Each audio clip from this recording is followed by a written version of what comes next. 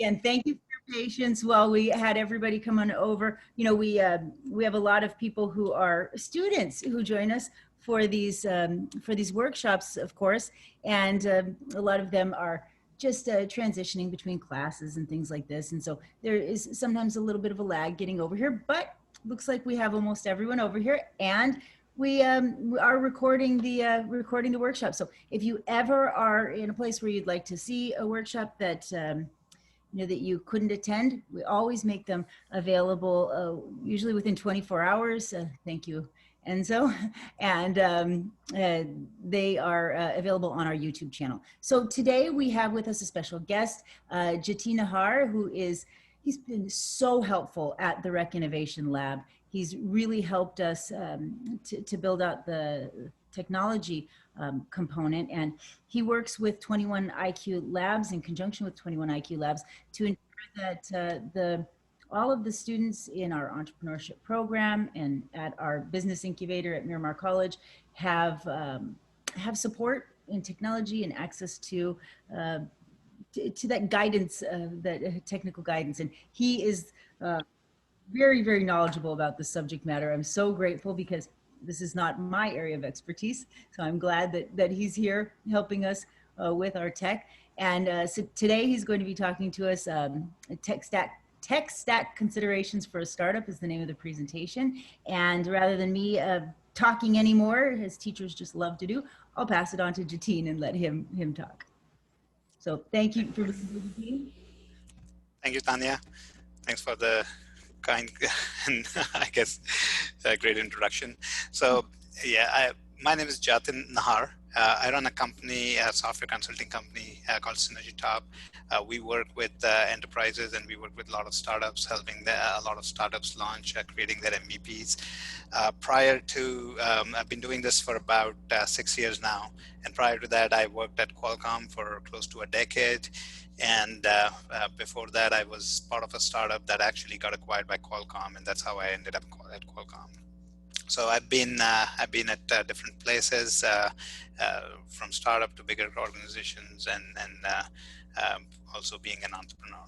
So one of the big issues I've seen with the startups is really trying to figure out what different technology that they can use or they need to use, right? I mean, when you look at the technology world, there's always a new kid around the block. There's always a new framework, a new language, and a lot of different things thrown at people. And it can be really overwhelming. It can be really confusing. And by the way, I mean, it's completely okay if you want to interrupt and have a question. I don't mind answering that during the presentation itself. So feel free to interrupt anytime. Right? I mean, these are just the logos of a lot of different technologies that are used in modern applications, web applications or mobile applications. And really, every time you look around, you see a new one being talked about. Some of them die, some of them kind of, but some of them sort of stay around. And everybody claims that they're better and superior to what was before them. So it's a tough consideration. It's a tough it's a tough place. A typical startup journey is you have an idea, you come up with a platform, and so you really determine whether you are going to do a web app or a mobile app. And again, I'm going to focus because most tech startups these days seem to be doing either web or mobile, but by any means, they're not really the only ones. But a lot of these things kind of apply to them as well, right? So you have an idea, you decide on the platform, and you assemble a team, or you try to find an external team. And the next goal is really to build the MVP, right? And that is where you start figuring out what tech stack are you going to use? What are the tool sets, right? So really, let me start off with saying what exactly is a tech stack. I think most people know, but I want to still kind of elaborate on that a little bit. I mean, tech obviously is short for technology. So what a tech stack in short really is used to construct the software, and it powers the applications that are your products, right? It's really the nuts and bolts of what your application is going to use to kind of get to life. They include frameworks, they include programming languages, they include databases, they also include other applications and services, because sometimes a lot of the ready-made services and applications are available. And sometimes, especially with cloud, they also include hosting, but technically hosting is not part of the stack, but it's that boundary is getting more fuzzy. So in short, that is what a tech stack is. So when you look at a typical user, typical interaction, right? I mean, you have the users and they will interact through the front end. And I'm going to get into what exactly is a front end, but a front end is, in short, what you see either on your application or on your desktop browsers. This is the front end. And the front end eventually interacts with back end, which really talks to a database, and that's how a typical application workflow is. That's how typical application works. And around that, this black rectangle is really what a tech stack is. So you're really interacting with a tech stack, whether you kind of realize it or not, right? And then there is a client, which is really your web browser or your mobile application. There is a server, and so you kind of divide that into the front end is really the client. So when you go to any website, right? I mean, you go to facebook.com, what you see on your browser is the front end, and the feeds that are coming in, the messages that are coming in, somebody sending you chat, that's really happening. The brain of the whole application is the back end. I mean, that's really what powers it. That's doing the heavy lifting. Just to elaborate on that a little bit, so the simple way to understand is in a web app, it is really what you see in your browser is the front end, right? I mean, that's really, you go to any website or any web app, if you go to even, as I said, facebook.com, what you see is the front end. But behind the scenes, there's a lot of things happening. On a mobile app is pretty easy. What you go and download from the App Store, that's your front end. Front end isn't really doing a lot of heavy lifting. It's mostly being done by the back end, right? I mean, everything under the hood that you really can't see or you're not directly interacting with, typically it is running on a server, and really it is what is powering the front end. So when you go and search on your phone, if you're using an Uber app, and you go search for a driver nearby, only the front end only takes the input. It will take your coordinates, but it is going to take some of the other information based on your preferences, and it passes everything onto the back end. And that is really doing the heavy lifting. That's the one doing this searching for the drivers. That comes up with a list and sends that list back to the front end. So in a web app, you have the front end and back end. It's straightforward. It can be monolithic. I mean, sometimes you don't realize it can be one piece of software. Or in mobile apps, typically you have front end and then you have back end, but the interaction is through the APIs. And the new paradigm even in the web app is that you want to use the APIs, because for one of the advantages is then you can reuse the back end and have two different front ends. You can power the two different front ends on the web and mobile using the same back end. So this API based paradigm is really the new is sort of the new where the world is heading, where the world is heading. So hopefully, just wanted to give a little bit of a background on what a tech stack is before we start to dive into details as to how do you pick one, or what are the options, what are the choices, right? Before we get into what are the choices, I mean, or you guys can see there in the front end, I mean, there's obviously with the web one, you have HTML, CSS, JavaScript, those are standard, but then you might have heard of React, you might have heard of Angular, you may have heard of Vue. I mean, these are all different technologies doing more or less the same thing. Same thing on the back end. You can have Java, you can have Node.js, you can have PHP, you can have Python, and a lot of them have different type of applications, but most of them are able to accomplish what the other is able to do that too. The question really is, what is that the right technology, or at least it should not be the wrong technology, right? And the hosting, I mean, how do you pick between AWS versus Google Cloud Platform versus Azure, or just go with, GoDaddy hosting, or and there are other cloud hosting platforms too. And same thing with e-commerce. So my point is that there's just an n number of options available for each of these. Pretty much any place, any area that you go to, there's n number of options available, and it becomes a really daunting task as to say which way to go. So picking a tech stack is not easy. If you're finding it hard, or if you're finding it overwhelming, you're not the only ones. And even we in who sort of live in the technology world and do this for living, do this for day in and day out, it is not easy, because when we pick a stack, we have to be able to justify why is it the right choice and not something else. As a startup, it can have lasting consequences, because if you pick an incorrect stack, one, it can delay your time to get into the market. You might not even be able to accomplish the functionality that you set out to accomplish, and that can be a big setback. I mean, I've seen cases where people started with wrong technology and they launched with the wrong technology, but then it got into the point where they really had to stop and pause and say, let's change directions, let's rebuild the application, and that really severely dented their growth. It is extremely expensive if you're in the growth phase. It really can hamper your growth. It is extremely expensive to change the stacks later on. So that is not to say that you cannot change it. I mean, obviously, there'll always be mistakes, but the point is, if you do that work upfront, if that thought is given upfront, then it can save you a lot of headache and heartache later on.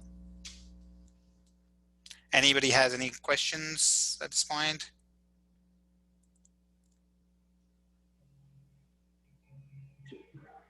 I would just say that, to go to that whole aspect, because I've been struggling in this space myself. And what you said is exactly spot on, that it's really hard to change. But sometimes, like PHP and things like that, or Java, they're well known in many, many platforms. So sometimes you have to be careful if you're pulling a hosting site like GoDaddy or something like that. I'm just pulling that in the air, but it may not actually be able to comport to all of the back-end stuff. So, if you want to mix and match your hosting services at some future time, you may want to look at that portability. Yeah, no, that's an excellent point, that you definitely don't want to you don't want to lock yourself in a particular ecosystem, or at least if you're doing that, you better be very well aware, and it has to be a conscious decision. So you can choose AWS over, let's say, Google Cloud Platform, right? And there are numerous services, and we're going to talk about that a little bit later, but there are numerous services that AWS offers. But if you choose to use one of their services, you want to make sure that you at least have a plan that if you're going to port it to one of the other ones, how you would do that, right? And maybe in your growth stage, at some point, it actually might become cheaper, because the infrastructure costs can be quite expensive. You see a lot of the companies, right? In fact, Zoom themselves, if you had heard of recently, a couple of months ago, they went from AWS, they moved into Oracle Cloud. And they were able to do that just because they had portability. But if you are logged into a ecosystem, it can also be expensive the other way. So yeah, excellent point. All right, so how do you start figuring out what particular what particular technology stack are you going to use? And so the first place to decide, and again, I'm focusing only on the web and mobile apps, but a similar analysis can be done for other areas too, is really figuring out what is the platform you want to go to. So a lot of the people that we talk to, they come out and they say, hey, we want to be on the web and we also want to have mobile apps. So we want to have both. And typical advice that we have is, if you're doing an MVP, you want to go only with one platform, because you can MVP focused, you can get to the market much faster. And there is really no real reason, because the whole point of MVP is to test out whether your product has legs, whether people really even want it, or how would you tweak it. So if you go out to the market and you realize that there is a fatal error, now you have done mobile and web, and so both the platforms are going to have that error. And you'd have to really fix it at two different places. Whereas if you come out with one, you get that feedback, you are not going to make the same mistake again for the platform that's following. So I would say, like, in almost 90% of the cases that we've seen, really only one platform is the answer. There's rarely a case where you would come out and say both. But even within that, the biggest driver of, or biggest factor as to whether you want to go with, let's say, a mobile app or a web app is the suitability of the application for particular engagement. I mean, what is the use case, right? So some of the considerations for mobile, or some of the things that are playing in favor of mobile, is 60% of all traffic on the internet now is coming out from is being sourced from mobile. Whether it's mobile websites or mobile applications, but it's coming from mobile. So it's a big, and that trend is going to continue to increase in favor, because there are so many people who are coming online for the first time, especially in lesser developed world, on their mobile devices. I mean, they're accessing internet through mobile devices for the as a first internet access. They don't have, they're not able to use desktop, or for whatever reason, it's just easier to access from the internet on mobile. So that's one of the big reasons. But even e-commerce, I mean, I think almost 2 years ago, Amazon reported that they're generating more sales traffic through mobile. So that trend is going to continue to increase. But you'd have to still decide between whether it's a mobile first or it's a mobile only. And what I mean by that is, mobile only is essentially what is a mobile application, right? I mean, it cannot run on your desktop. Whereas mobile first is really more of a design paradigm, that you're going to design you're going to design mobile website or application with mobile design as first consideration. Traditionally, when you look at the mockups and storyboards, it's done for desktop, and then they are essentially you start stacking them because of the form factor on mobile. But now that whole thing's changing, and a lot of people, including bigger design agencies, have really started to design first for mobile and then almost unstack for desktops or other form factors. So you'd have to decide which is better based on what the application usage is, what your target audience is, those things. Some of the things that play in favor of a web application is, a lot of the SaaS applications in general are web, I think it would be good to start them as a web application. A lot of the B2B applications, so if you're having, let's say, a CRM, you would want to have an application for that, but as an MVP, you would want to create a desktop application. So CRM is customer relationship management software. So, for example, HubSpot or Salesforce, and especially in the B2B world, generally, I think desktop is still more preferred, at least right now.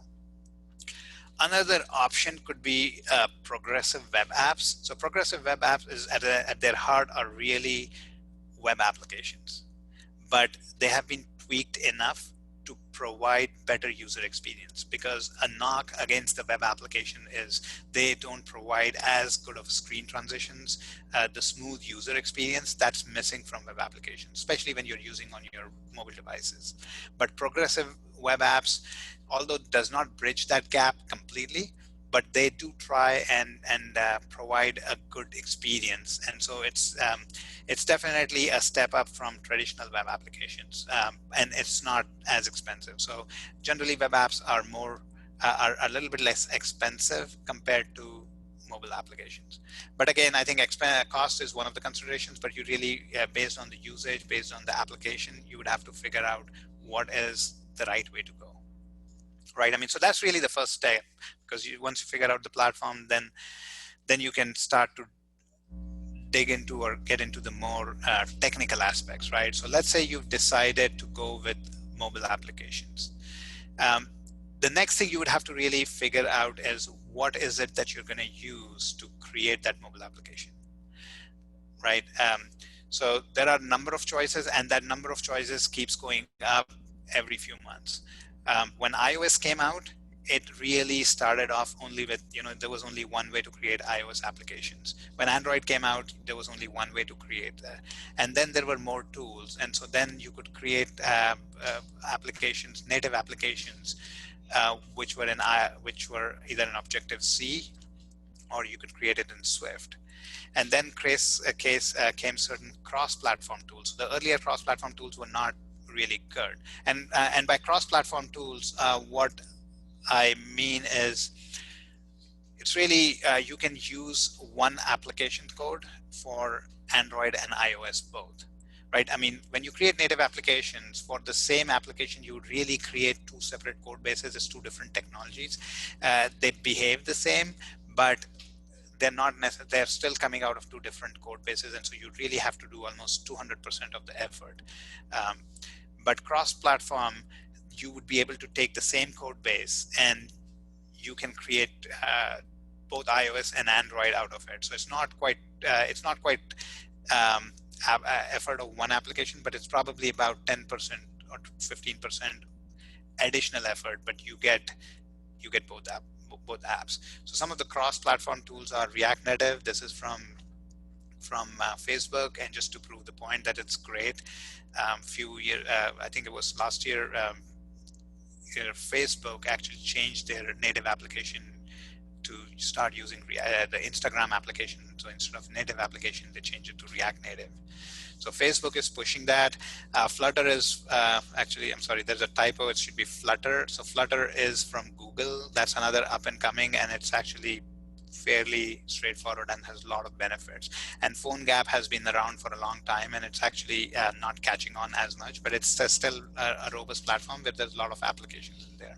So really, you'd have to decide, do you want to, based on your applications, what is the nature, what are you trying to do? A rule of thumb that we use is, if you're doing a lot of multimedia, if you're doing a lot of gaming, go with native applications. They generally provide better, that they are more suitable for that. If you're doing multimedia editing, go with native. But for most other, I would say almost 70 to 80% of applications, which are more functional, which are providing certain, certain functionality, cross-platform tools like React Native or Flutter, they are absolutely sufficient. And you really create one, but you create two applications, or you get two applications at cost of almost one application. So it's so definitely, if your startup is working on a mobile app, make sure that you go through that and decide and really argue against, I would say, why a cross-platform tool should not be used in a particular case. On the web application side, it's a little bit more subtle, because you come up, a lot of the technologies are similar. So it's HTML, CSS, JavaScript. These are the basic technologies. Where it starts to digress is or diverges. Are you going to use React? Are you going to use Angular? Are you going to use Vue? A lot of these, I'm sure you guys are familiar with that. And there's really n number of frameworks that are based on JavaScript, and really which one to pick, right? So for that, you really have to start going into what your application does and what is the specific reason why a particular framework or library was created. React is from Facebook. It is absolutely amazing. Angular is being pushed by Google. So sometimes, you'd have to really see that, was there a real need for somebody to create that, or did they just do it because of their, rivalry within each other and they don't want to use each other's stuff? So that's kind of where the web front end question is, with JavaScript, because most of the animations, most of the functionality on the front end is coming from JavaScript. Any questions on that front end? I don't see any questions in the chat. Okay. And I just hope, I'm hoping I've not lost everyone here. Sorry, I muted. Hey, one question. Yeah. So it's been great so far, fantastic. I just wanted to ask you a couple of questions. One is you just use the use case when you should go with a native app versus a cross-platform app on the mobile side, which is great rule of thumb. Do you have, if you go one level up, do you have such a rule of thumb on mobile versus web? Yes, I mean, I think if it's a B2C type of an application, typically if your users are, normal people, typically a mobile application is more, is better. So if you go back to history, I mean, the responsive web apps, so most websites or web applications these days are also responsive, and HTML5 came out and they really were supposed to be this giant app killer which would eliminate the need for native apps, but the user experience is just not good, and the user experience is absolutely the paramount consideration when you're creating something for the normal consumer, right? I mean, if you're not creating something for B2B, that experience, that is really, that can really make or break. So in that case, I would say like almost, I mean, you would really almost always go with a mobile app. Whereas a web app is really, I mean, you're going with the enterprise customer, the B2B platforms, and it actually provides you with a web app, like a responsive app, so people can use it. It's usable on your phone. It's never going to provide you the same type of user experience, but I mean, it may not need to be. So one example that I would give you is we had built for a startup, we had built a web app for, it's basically in the construction software industry, and it's essentially a lead, it's a system that's lifecycle management, so right from lead all the way to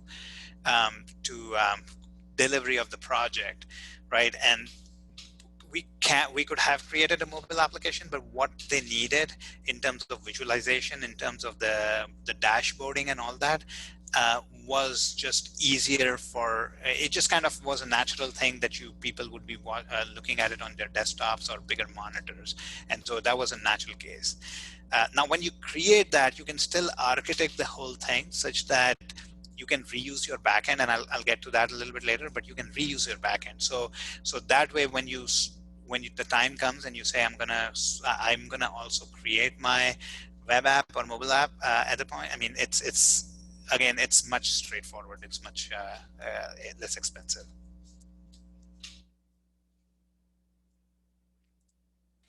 Thank you. Sure. Great. All right, so we talked about the front-end technologies. I'm going to touch base a little bit on the back-end considerations. I mean, this is really the critical part, because this is what the brain of your application is. Regardless of whether it's mobile or web, this is really what's powering everything. So how do you choose the languages, right? I mean, there's just tons of them. There's Python, there's Node, which is up and coming. PHP has been around for a long time. And a lot of you guys were using WordPress, WordPress, which is powering a majority of the websites these days, that's written in PHP. So PHP is probably the single most deployed programming language on the web. And then you always have Microsoft consideration stacks, and then you have Java and all of that. So there's just different, I mean, there's just so many of them that it's confusing. So I mean, you really will have to figure out what is your domain, as in what is your area of the application, and then what is the purpose. So if the application is doing a lot of number crunching, a lot of data manipulation, Python's really excellent choice. But if you're really not doing a lot of that, you can still use Python. It's going to accomplish what you want it to do. It's just not the best, best suitable language. And maybe at that point, Node is, which is up and coming, has a lot of advantages over some of the traditional languages in terms of speed, and so maybe Node.js is really a great language. But you would have to figure out what is the right, what is it that you want to do. Eventually, are you going to do a lot of AI? I mean, everybody seems to be doing AI or want to be doing AI. So then the data does become important. So those are the primary considerations. Or you can, and security is another one that, I mean, there's a lot of languages like Java and all that, Microsoft stacks that are super secure. The other one is if you've already have a development team, I mean, what is their skill set? Because if you can always ask them to, if it's a good team, they can always pick up on a new language, but it's going to be slow, and it's going to take them a little bit more time to get the application out the door. So you want to understand what the skill set is and then have a trade-off, because eventually it's all a trade-off, right? But you also want to be careful that you're not, trying to shoehorn just based on the existing team skill set, or you're not trying to put a round peg in a square hole. So there's no one answer to this. It really is a trade-off that you'd have to see where it is, and maybe you choose the second best language, but that matches the skill set of your existing team quite a bit. Another big important consideration is really the skill set of are the skilled developers easily available? Because let's say if you have two people in your tech team and both of them leave, I mean, are you able to replace them? You don't want everything to come to a screeching halt. So this is really important. I mean, there are a lot of languages which are great. I mean, there's a language called Go. It's an excellent language, but you don't find a lot of programmers doing that. So it is always going to be difficult to find a great person in this. One example I'll give you, it's again one from one of our clients, and they have an e-commerce system. It's an old system. They changed to a modern e-commerce platform, but it talks to a software which I don't know if you're aware of, called FileMaker Pro. It's a Mac software, really old, and it has been heavily customized to do certain functionality that their e-commerce site needs. Unfortunately, there are very few FileMaker Pro developers available now, and there are, on top of it, they have such heavy customization that they really are essentially stuck with that guy, and they pay him extremely high rate. He's a contractor, but they still have to bear with them. So you don't want to put yourselves in that position where you are held to a gunpoint and you're just not able to move out of that, and you're not going to be scalable. So yeah, availability of skilled developers is really, really important consideration. Next comes the community support, and the reason this is very important is a lot of these languages are up and coming, right? I mean, they are still under development in certain cases, or people are constantly improving them. But what that also means is you are going to run into bugs that you normally would not. That is because of the language, not necessarily because of your own code, but because of the language. And you want to have that community support around, so you can see who else or maybe somebody else ran into the same problem and how did they fix it. There are n number of sites like Stack Overflow and Quora and all of this that you'll see. You'll be able to go there and you'll be able to figure out what is the support, what is the community, how big is the community, the developers community available, and is that language, how actively it's being developed. I mean, a lot of the mature ones are not going to be developed that actively, but what that means is they're also mature. Right. And then scalability. So for modern languages, scalability is really not much of a concern. I mean, most of them are scalable. There were some older languages that were not very scalable. So when you start going to a lot of, when you have the explosion in users, you would start to become a little bit bottlenecked by scalability of the language. But that's not the case. So overall, it's not a huge thing. The other consideration on the back end is hosting. And so in general, traditionally hosting and the stack are quite decoupled, but now that's changing, especially with cloud. That is changing quite a bit. So if you're going to use, let's say, your backend stack as Firebase, you're almost better off going with Google Cloud Platform, right? The GCP. But what that also means is that if time comes and if you have to move out and you want to go, if AWS is giving you a much cheaper rate for their infrastructure, it is going to be difficult. So, but for what Firebase provides, it's an excellent backend platform. So you would have to have that again, the trade-off that whether you want to use this just because it provides so many great features and it can expedite your development quite a bit, or do you want to be almost always hosting agnostic? And with cloud, to be honest, it becomes really, it's kind of becoming difficult. I mean, you start using email services, you start using other services that they provide. And so essentially it's, you're getting hooked more and more on that platform. And so once you get in that, and again, maybe you never want to move. Maybe you never want to move, right? I mean, but point is, don't think short term, think a little bit longer term and make a conscious decision on where you're going. And then again, the technology consideration is, are there certain services? So it really comes down to services, and are there certain technologies better suited? For example, like if you're going with Microsoft Stack, not that AWS doesn't provide that, the infrastructure for that, but Azure is in general better, just because, I mean, they're the inventor of both those technologies, and so their integration is much better. So those you want to also consider those. I mean, same thing with Google. They've created a lot of these technologies, tools used for development, and so GCP has an excellent support or inherent support for a lot of them already in there. So those are generally the back-end considerations. If anybody has a question, I can take. Yeah, I have a question, Jatin. Yeah. You mentioned something about AI and the need for data crunching, right? So my understanding is, once you start, you focus on data, on collecting the right data, and then later on you do your AI model training offline, and then you plug your model back into your product. So what are the considerations if you think about AI in long term? So one of the things, it's an excellent point actually, because you can always use newer technology, right? I mean, like you're providing the data, or you're created your backend with certain technology, doesn't mean that it's going to preclude you from using another technology or another stack in future. So it's a long-term thing. When you start off, you probably are not going to have that data.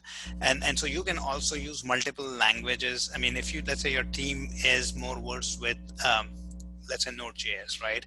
You can start using Node.js, but in the beginning, you don't necessarily have as much data.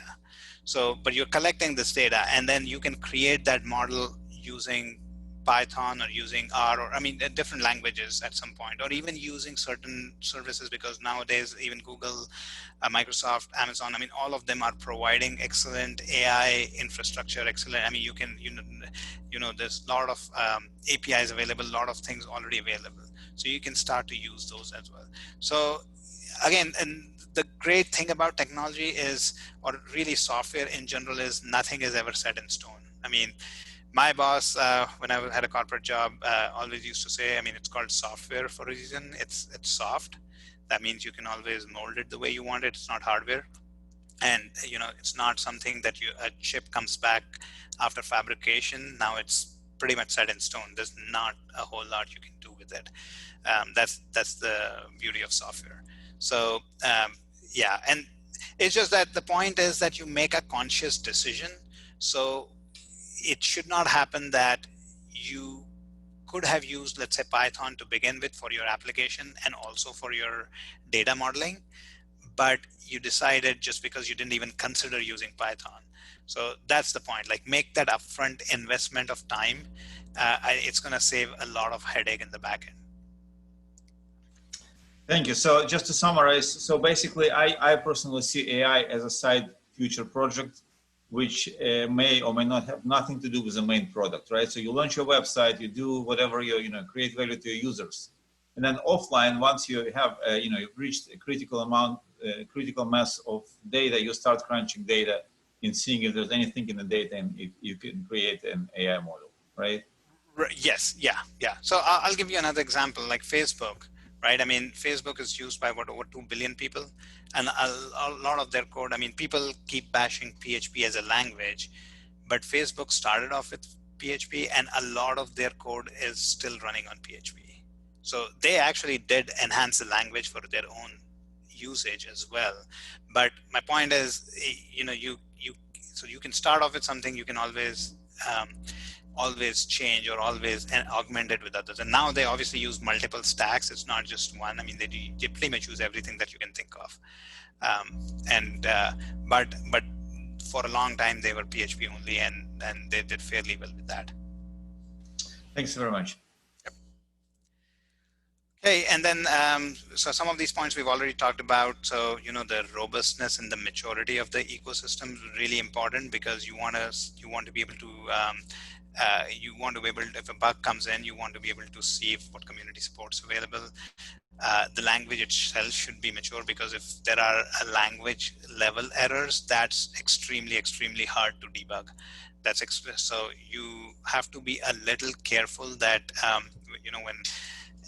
when one of these companies like Facebook or Google or Apple, they come up with the shiny new programming language, if you jump on them right away, they may not be mature enough to create a complex application. I mean, they might be good for hobbies and enthusiasts, but might not actually be good enough for a real product. Also, the ecosystem almost always drives how many libraries or components are available. How can you reuse those? How can you reuse libraries? And where that comes in handy is really expediting the development cycle. If somebody's done, so one of the reasons why Python is so good at data crunching is because so many libraries are available. So if those things, if the language is mature, then those things are bound to be available, and you'd be able to save on your development time and cost both. And that kind of brings the last point, that really can save a lot of time in terms of development, in terms of a headache, in terms of expense. So yeah, I mean, so basically those are the considerations that you would like. I mean, it's again, it's not easy. It's just n number of things all the time, and that list seems to be growing all the time. So, but the point of the whole presentation in a nutshell is put that upfront thought in which direction you want to go, and make a conscious decision. Figure out if you're hiring, if you have your team, have them be the devil's advocate, that why you can't use this, or why you're asking that. If you're hiring an external team, ask them why are they proposing to use the technology. You should definitely, even though you may not be technical yourself, but there's so many blogs available that you can at least read through, understand some of that, and really come up with certain questions that will make sure that you're kind of setting up at the right platform. So that's all pretty much what I have. If anybody has any questions, comments, I'd be and that's my one last thing I want to bring about. Sort of just mention that myself and another colleague from 21IQ, Vivek, we are available Fridays at 4. I don't know if you're doing every other week or we're doing every week, but if you guys have any questions, we'd definitely be happy to answer, or if need be, we can set up separate meeting and be more than happy to help you guys. Thank you, Jatin. Hey, Jatin, it's me again. Feedback it's been fantastic. Great overview. I have one more question. You've mentioned something, I may have missed it, but you said about reusability of the backend when you're switching from a web app to a mobile app in the future. Right. And you said that you're going to expand on that, and I don't think you did, unless I've missed it. Can you please? No, yeah, maybe I missed it. So no, that's actually an excellent point. So typically, traditionally, and this is the case where, let's say, if you use a software like WordPress or Drupal, one of those content management software, right? These web softwares have been very monolithic. So there is a very fuzzy boundary between the front end and back end. You're not able to separate them really easily. And as a result, what happens is that the code, you have to be extremely disciplined while coding. But I mean, I've never seen that people are able to maintain that discipline, especially in a startup. I mean, you really want to get your stuff out as quickly as possible, and so you cut corners all the time. So the thing is that the whole thing is so mixed up that it becomes extremely difficult. Whereas if the new paradigm is you separate out the back end and you essentially slap an API layer on top of it. So, and if all the interaction between the front end and back end is through the API. Now, what happens is that even if, let's say, if you create a mobile app, which mobile app are forced to follow that paradigm. I mean, there's really no way around it. You cannot, it cannot be monolithic because you're running on two completely different platforms. Whereas a web app is a little bit more fuzzy. So with mobile app, you are forced to create that API backend. And now with, with languages like React and all that, they are also able to reuse those APIs. So it's not tightly coupled with backend and front end. And so even if you choose to say, I'm going to go with mobile, I'm going to go with web app right now, I think you should almost, I mean, I think it has to be an extremely rare condition where you say, I'm gonna have this monolithic application. You would almost want to have have a modular application where front end, back end are pretty much all separate, and they're separated by this API layer. So now when it comes time to put the mobile app online, it's going to expedite your development cycle a lot because you have this backend that's already ready, that's already tested. All you need to do is come up with your mobile application. The API layer is already defined, and you may have to tweak that a little bit, but it's extremely fast. I mean, you can really, in 30 to 40% of the time, you'd be able to get your application online. It's a great tip. Thank you so much. So I have one follow-up question on that. You know, how do you? So I mean, I know how to work the development and how to do this, but to me, it feels like it's not an easy thing to do. To develop your API on the fly because you're still kind of figuring things out, and you got like a bunch of things going back and forth between the front end and the back end. So is a more practical approach is to to figure out the architecture first, to start pushing data back and forth between the front end and back end, and then maybe go back and develop the API, or to do it right away? And if so, how? In general, the way we follow, what we've followed, which has been working pretty well for us, is it really starts at the storyboarding time. So when you, and that's why it's really important to have that storyboard done upfront, because once you have that, then on different screens, you at the very least, you start getting an idea of what the data exchange is going to be between using the API, right? And you don't need to go, so API is not like one thing. API is basically a collection of endpoints. So you can always increment an endpoint, like you can always enhance that, right? I mean, you have an endpoint, you can always come up with a new endpoint. What you don't want to do is like have endpoints that are doing pretty much the same thing. Because if you're not careful, and if you don't, go through that due diligence in the early on, you may have an architecture where you come up with like 200 APIs endpoints, whereas you might have needed only, let's say, 50, just because there's on different screens there's slightly different data that needs to be rendered, and it's just that the way you've created it cannot be reused. So it's important, I think, always just to give that a consideration. If you start, but you have to be careful that you don't go overboard, because otherwise you go into this whole waterfall model, and startups don't fit very well in the waterfall model where you're planning everything up front. So it's again a trade-off, but you want to stay with Agile, but the Agile methodology, but you still want to do at least some looking forward type of thing and some planning around it. That's what we've seen has been working fairly well for the projects that we do. Thanks so much. It makes total sense. I appreciate it. Okay, sure, no problem. Thank you so much.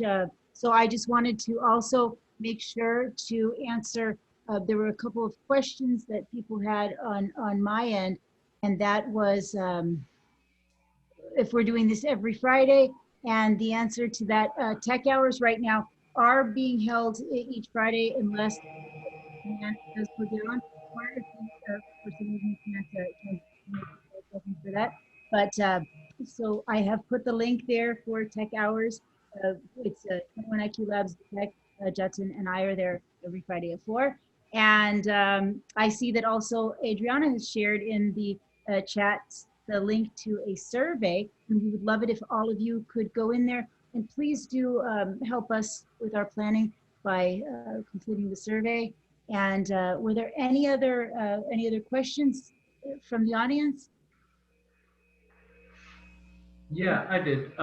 When you said, when you just talked about being agile, you meant agile, not agile, the Microsoft, right? Yeah, that's my accent. Yeah, I just wanted to make sure because I'm like, oh, he's pushing agile. Okay.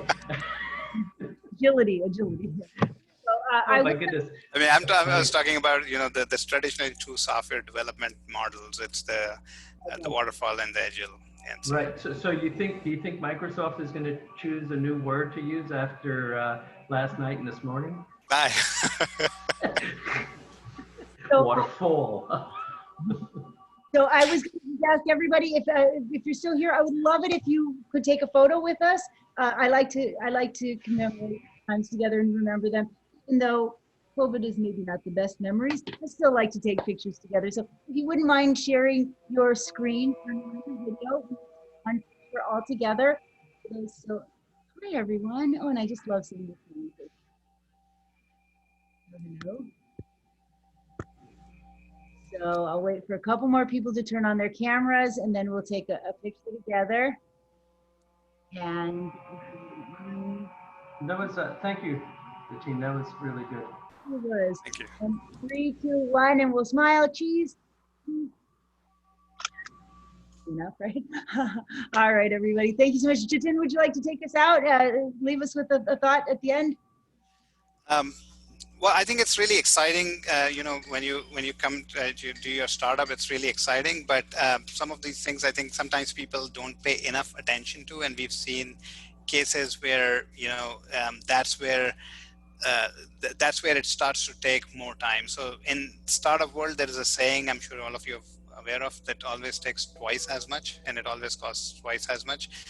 Part of the reason is this, that you kind of go down a path and it hasn't been thought through enough, and then you realize you have to reverse the course, or you have to backtrack. And so it's really, really important. I think it's a time well spent upfront. Sometimes it seems like you may be dragging your feet, but the projects that we've seen are successful and are relatively on time. I don't know if I've seen a startup project that has launched exactly on time, but at least on time are the ones who do that upfront planning and who do that brainstorming. And eventually, I think at least they know exactly what they gotten into and they never panic. Yeah, agreed. Great advice. Thank you so much. And thank you all for being here. Again, the video will be, recording will be available on our YouTube channel. See you again for the next workshop. Have a great rest of your week. Bye, everyone. Thank you so much. Thank you. Thank you. Thanks. Thank you, Jatin. Thank you so much, Jatin.